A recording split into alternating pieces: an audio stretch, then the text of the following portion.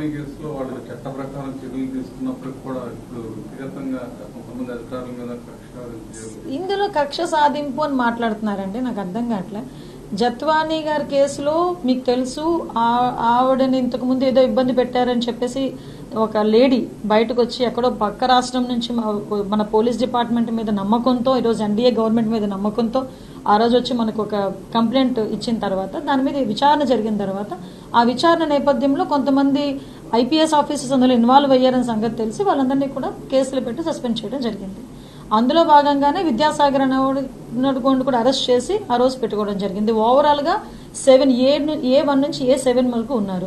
చాలా మంది వాళ్ళు తప్పు చేయలేదన్న ఫీలింగ్ ఉంటే ఎందుకు యాంటిసిపేటరీ బెయిల్ తెచ్చుకుంటారు? అందులో చాలా మంది యాంటిసిపేటరీ బెయిల్ కూడా తెచ్చుకుని ఉన్నారు. ఈ రోజు ఎవరైతే మాజీ ఇంటెలిజెన్స్ చీఫ్ ఎవరైతే ఉన్నారో ఆంజనేయులు గారు, ఆయన కూడా సీతారామ ఆంజనేయులు, ఏఎస్ఆర్ ఆంజనేయులు, వైఎస్ఆర్ ఆంజనేయులు, ఏదో ఒక ఆంజనేయులు, ఆయన కూడా ఈరోజు ఆ విషయంలోనే ఈరోజు అతన్ని కూడా అరెస్ట్ చేయడం జరిగింది. సో మేమంతా పారదర్శకంగా వెళ్తున్నాం. మాకు ఎవిడెన్స్ లేకుండా డిపార్ట్మెంట్ వాళ్ళు ఏ చర్యలకి ముందుకు వెళ్లరు. విత్ ఆల్ ఎవిడెన్స్ గ్యాదర్ చేసుకున్న తర్వాతనే మేము కూడా ఏదైనా ఒక చర్యలు తీసుకుంటున్నారు. విషయం ఏంటంటే విచారణకి మాత్రం అందరూ కూడా సహకరించాల్సిందిగా కోరుకుంటున్నాం. అలాగే ఇప్పుడు ఆంజనేయులు గారు ఉంది, ఆంజనేయులు చూడ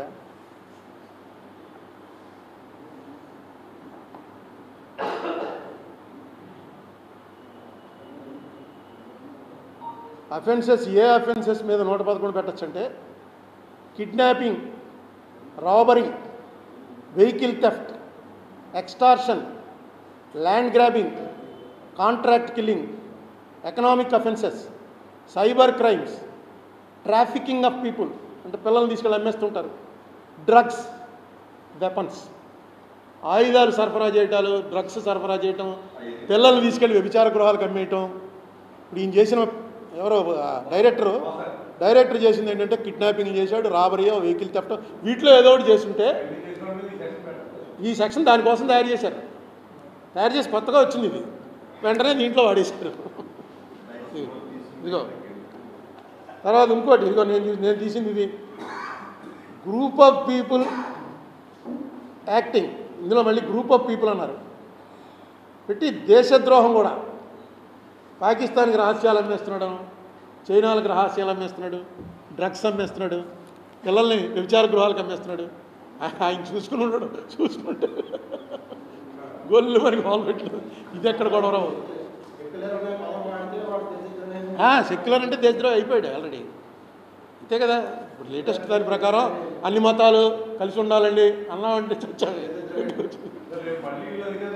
అరే మీరు ఇవన్నీ ఇలా రివర్స్ అవుద్ది. దీన్ని రెజీమ్ రివెంజ్ అంటారు. వీళ్ళు అధికారంలో ఉన్నప్పుడు వాళ్ళ మీద, వాళ్ళ అధికారంలో ఉన్నప్పుడు వీళ్ళ మీద. ఈ ఆంజనేయులు గారిని నేను కలవడం పూర్తిగా నాకు 20 ఏళ్ళ క్రితం నుంచి, అంటే నేను ఎంపీ అయిన తర్వాత చాలామంది ఐఏఎస్ వాళ్ళు, ఐపీఎస్ వాళ్ళు, ఆఫీసర్స్ న్యాచురల్గా కలుస్తారు. కొంతమంది ఫ్రెండ్స్ అయిపోతారు, కొంతమంది అసలు ఇప్పుడు గుర్తు కూడా పట్టరు, కొంతమంది పరిచయస్తులుగా ఉంటారు. అట్లా స్టేజ్లు ఉంటాయి. అలాగా ఫ్రెండ్గా అయిపోయినటువంటి ఆఫీసర్లు కొంతమందిలో ఈ ఆంజనేయులు గారు ఒకడు.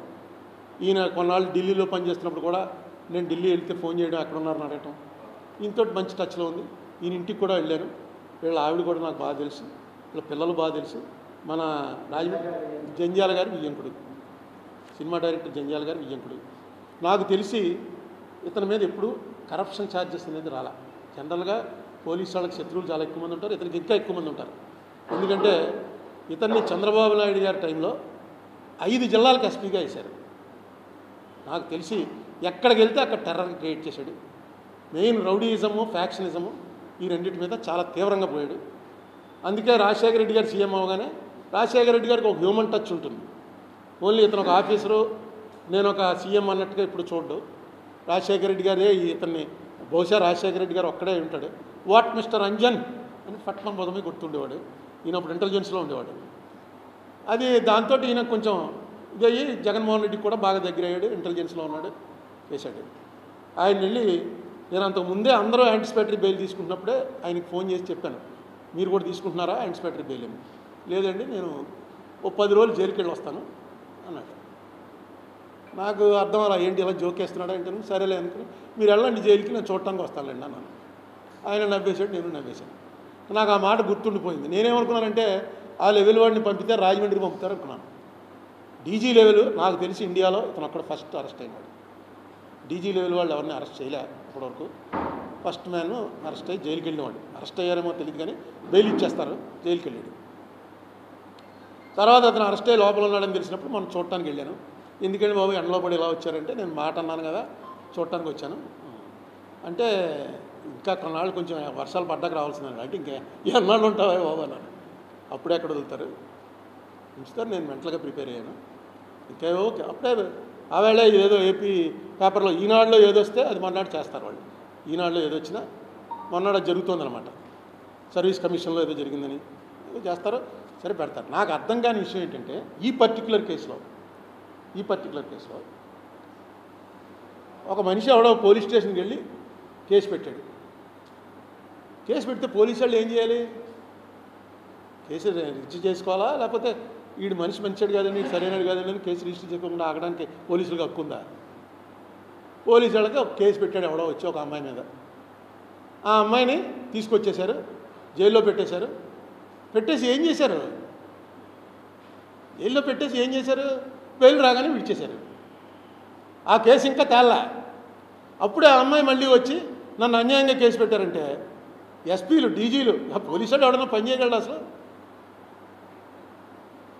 ఎందుకు తీసుకొచ్చారు? నేను ఈయన చూసి వచ్చిన తర్వాత మొత్తం నెట్లో చూస్తున్నా తెలిసింది ఏంటంటే ఆవిడ ఒక పెద్ద పారిశ్రామికవేత్త మీద రేప్ కేసు పెట్టింది. రేపు చేయడం ప్రయత్నం చేయడం కాదు, రేప్ కేసు పెట్టింది.